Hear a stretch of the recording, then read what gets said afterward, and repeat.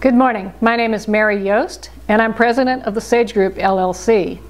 Today, I'd like to talk to you about amputations, specifically major amputations, that is, above the knee and below the knee amputations that are performed for critical limb ischemia. By way of background, major amputations have declined over the last 15 years. However, we still have between 65 and 70,000 amputations performed annually for critical limb ischemia.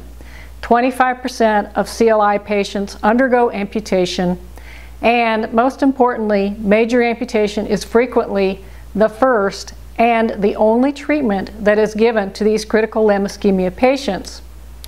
This was demonstrated in a study that was published this year. Goodney and colleagues studied over 20,000 Medicare patients with critical limb ischemia who underwent amputation. Almost half of these patients had no angiogram done, and almost 3/4 had no revascularization procedure offered. This so-called pathway to amputation has not changed in over 30 years. The statistics are very similar to those found in the 1997 Hallett study, and the similar statistics were found in the 2005 Alley and colleagues study of Medicare patients. The probability of major amputation depends on who you are and where you live. In other words, the amputation lottery. Amputation varies by race, by age, by sex, socioeconomic status, hospital volume, and by geographic location. Medicare and Medicaid patients have more amputations than do those that are private pay, and Medicaid patients have the highest likelihood of an amputation. There are also significant geographic variations in vascular care prior to major amputation. In some locations in this country, patients receive many different procedures, diagnostic and revascularization. In other locations, they receive almost none.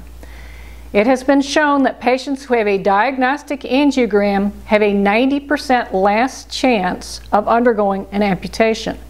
However, it has also been demonstrated that only 27% of hospitalized CLI patients in Medicare actually have had an angiogram performed.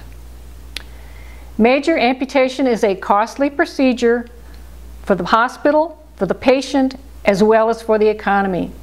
Amputation is the 6th most expensive surgical procedure in this country. Now, who pays the bill? Medicare and Medicaid pay 83% of the bill. In other words, your tax dollars. Major amputation is associated with high mortality and high morbidity. Above the knee and below the knee amputations are 2 of the top 5 procedures with the highest in-hospital mortality. Below the knee amputation, 5 to 10% die in the hospital. Above the knee amputation, 15 to 20% die in the hospital. Morbidity is high. There's a 20 to 37% complication rate with amputation, and by way of comparison, general and vascular surgery, it's 16 to 17%. Revision rates are high. Below the knee, 20% need another amputation at a higher level. Above the knee, 12% need a second amputation at a higher level. These complications and mortality add significantly to the national economic costs of amputation. Major amputation is associated with very poor patient outcomes. 60 to 80% of these amputees cannot walk. Discharge status is poor. Less than 20% are discharged routinely to the home. Almost 3/4 need to go to another institution, either a nursing home, a rehab facility, or something like that. Depression occurs in up to 1/3 of these patients. There's also a high rate of hospital readmissions. Within 30 days, 22% need to be readmitted to the hospital, and within 1 year, almost 3/4 of these patients have to go back to the hospital for an amputation-related problem. At 2 years, 30 to 50% of these patients die, and frequently of a heart attack. So, as a researcher, I pose this question to you. Are patients and their families fully informed about the mortality and the complications associated with this procedure? There is some evidence that they aren't. If they were informed, would they acquiesce to an amputation without a second opinion, without demanding an angiogram, without requesting a revascularization attempt? I leave you with those questions. The previous discussion is an example of the type of research that we do. It is based on the peer-reviewed literature in amputation.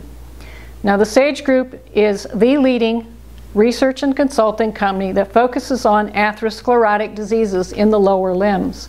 Specifically, we focus on peripheral artery disease, critical limb ischemia, acute limb ischemia, intermittent claudication, diabetic foot ulcers, and of course, amputation.